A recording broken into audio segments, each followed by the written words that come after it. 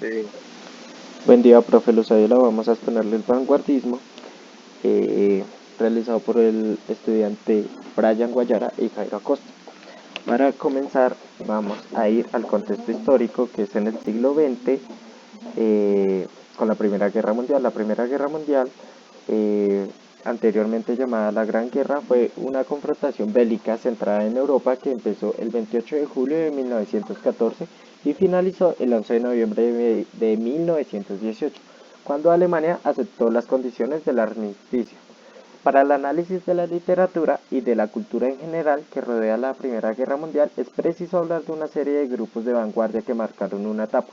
La misma palabra vanguardia proviene del lenguaje militar que implica una fracción de una tropa, así como el espacio que se refiere a su frente. El vínculo de la palabra como el arte que tuvo en su inicio en Francia, como en el reflejo del espíritu de lucha con el nuevo movimiento.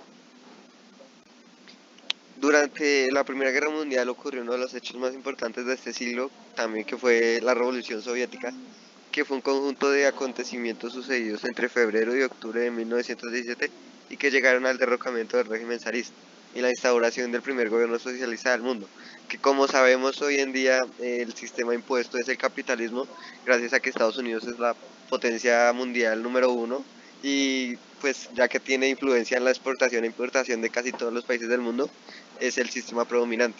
Y si no, el sistema socialista predominaría, pero solo lo hacen algunos países en los que quedó instaurado. La Revolución Rusa es uno de los acontecimientos más importantes del siglo también, no solo por lo que supuso para el Imperio Ruso, que pasó a ser la URSS, sino porque dio lugar al primer gobierno socialista del mundo, como lo dije anteriormente. Ok, para continuar vamos a ir a la definición y características. La definición de vanguardismo es que es un conjunto de movimientos y corrientes artísticas y literarias reactivas que surgieron en el siglo XX, especialmente, pues, como ya lo había nombrado, desde la Primera Guerra Mundial.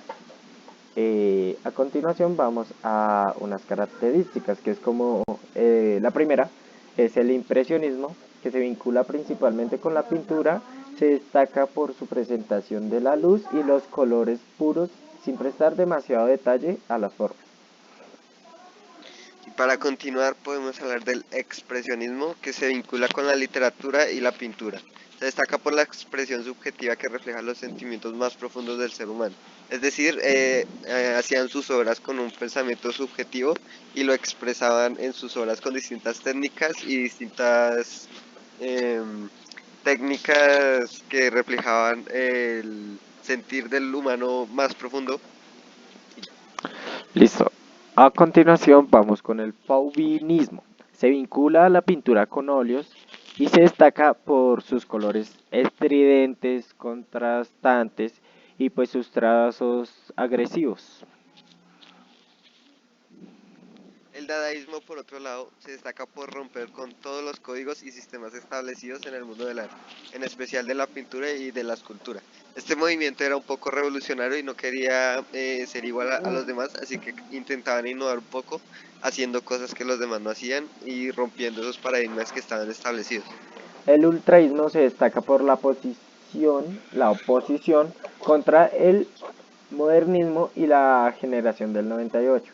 Es una reducción literaria a una metáfora con el uso de nexos y adjetivos inútiles.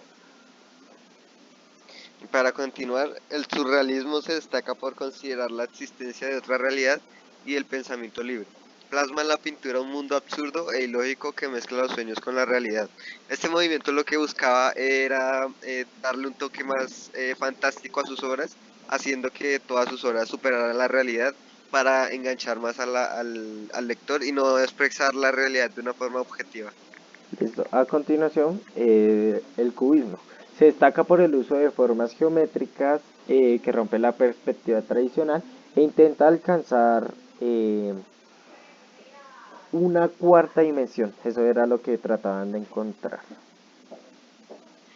El futurismo se destaca por romper con los valores estéticos del pasado y por reflejar la modernidad, el dinamismo, las máquinas y la exaltación de la guerra. Pues como esta era una época en la que había muchas innovaciones de guerra y tecnológicas, lo que intentaban era plasmar eso en sus obras, así que eran muy modernistas y plasmaban cosas que les gustaría que hubieran en el futuro. Listo, a continuación vamos a los temas. En el primer tema tenemos la visión pesimista del mundo. Esto se debe a un daño generado por las guerras. Los movimientos vanguardistas, pues después de la Primera Guerra Mundial y por estar en ese lapso de tiempo, ellos consideraban que era casi imposible recuperarse de los estragos causados por estos conflictos bélicos. Y gracias a las guerras también encontramos el tono apocalíptico. En cierto modo la guerra representaba un apocalipsis, puesto que significaba el fin del mundo que estos artistas habían conocido. Y gracias a las guerras pues la sociedad cambió en todos los aspectos, en económico, político y social. Entonces era como el inicio de una nueva era, pero para ellos era el fin. Listo, también encontramos la pérdida de las formas. Uno de los temas más comunes de las vanguardias era pues esta deformación. Esta se evidencia en todos los niveles de representación artística, tanto como en la escultura y en la pintura, como en los objetos representados, pues suelen ser amorfos. Por la parte de la escritura, pues no respetan los parámetros formales del arte, como por ejemplo la cronología y pues todos estos parámetros que se tenían. Y para continuar, el existencialismo pues también es un tema que se refleja a través de la angustia de los artistas. Angustia por los conflictos bélicos, por la imposibilidad de recuperación, por los problemas sociales y económicos, entre otros. Este tema va ligado con varios de los anteriores, ya que gracias a esta época la gente vivía muy angustiada y pues con miedo a lo que podría haber pasado y podría pasar. Entonces ellos expresaban eso en sus obras, intentando mostrar la realidad de una sociedad que estaba en agonía en esos tiempos, pero pues con las distintas técnicas que tenían para hacerlo. Ok, y a continuación lo moderno, que como su nombre lo indica, las vanguardias se encuentran delante de los otros movimientos artísticos anteriores y esto se debe a que tratan temas muy contemporáneos. Ahora vamos a géneros literarios.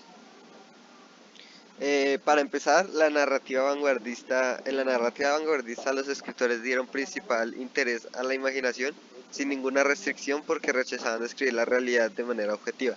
O sea, su intención no era mostrar la realidad tal cual, sino les hacían unas modificaciones con las técnicas que utilizaban ya mencionadas anteriormente.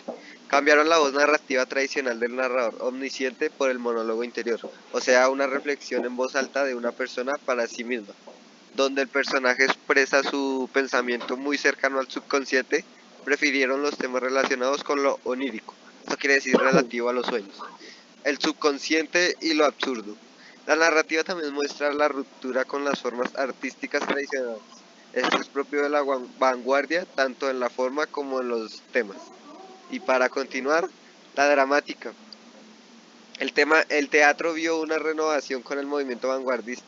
Explotaron el universo simbólico e inconsciente. En el expresionismo exploraron los aspectos más profundos de la mente humana. Crearon mundos dramáticos de pesadilla. El dadaísmo y el surrealismo pretendieron romper con la tradición estética y aflorar a lo reprimido, el subconsciente, lo irracional, a través del mundo de los sueños y el inconsciente. Como lo decía anteriormente, pues estos dos movimientos eran los que principalmente querían innovar con técnicas distintas que fueran locas y atrevidas, rompiendo los cánones que tenían establecidos los otros movimientos. Y para continuar la lírica, estuvo enmarcada por los movimientos de vanguardia en Europa de 1909 a 1930. Los escritores vanguardistas consideraron el poema como una extensión de lo que piensa el autor de manera desordenada y caótica. Buscaron que los versos tuvieran musicalidad, pero sin estar sometidos a reglas tradicionales de rima y métrica. Es decir, que hacían poemas tratando de expresar su punto, pero no siguiendo Parámetros. los parámetros establecidos al pie de la letra, sino que ellos mismos les hacían unas modificaciones. El símbolo surge como representación de las visiones poéticas para expresar imágenes y sensaciones. Ok, listo. Y para continuar, y por último, pues vamos a los autores y obras que podemos encontrar a Bertolt Brecht. Eh, bueno, les voy a resumir rápido porque pues ya pasamos los 10 minutos. Entonces era un poeta dramaturgo alemán. Nació el 10 de febrero de 1898 en Augsburgo.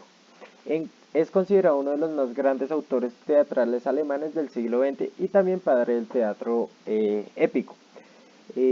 Bueno, él tenía ideales comunistas, y por esto tuvo que escapar de Alemania tras el auge del partido nazi. En el exilio, pues escribió algunas de sus mejores obras como El Círculo Caucásico de Tisa o La vida de Galilei. Tras un fracasado intento de acceder a la industria de Hollywood, Brecht volvió a Alemania, instalándose en la RDA, donde continuó con su carrera teatral. Luego murió en Berlín en 1956, el 14 de agosto. Y por último, bueno, no, él utilizaba mucho pues la dramática y la lírica. Una de sus obras, pues ya las había nombrado, está Galileo Galilei, la novela de los 2 centavos, tenía uno que era poemas y canciones, que ahí utiliza mucho la lírica, y eh, algunos otros como poemas eróticos, poemas de amor, bueno, varios. A continuación vamos con Sarah Pound. Eh, Él nació en Halle, Estados Unidos en 1885, era un poeta estadounidense. Tras graduarse de la Universidad de Pensilvania en lenguas románticas, se instaló en Londres en 1908. Ese mismo año apareció a Laume Aspento. Con él comenzó un periodo de intensa producción, como demuestra la publicación de Personnau, Provenca, Casoni, sonetos y baladas de Guido de Bancati, Catay, Lustra y Hulk Cell Mauberley.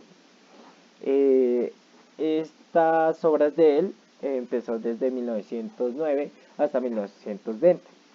Eh, Él se trasladó a Italia y manifestó pues su empatía por el fascismo durante la Segunda Guerra Mundial de 1941 y 1943.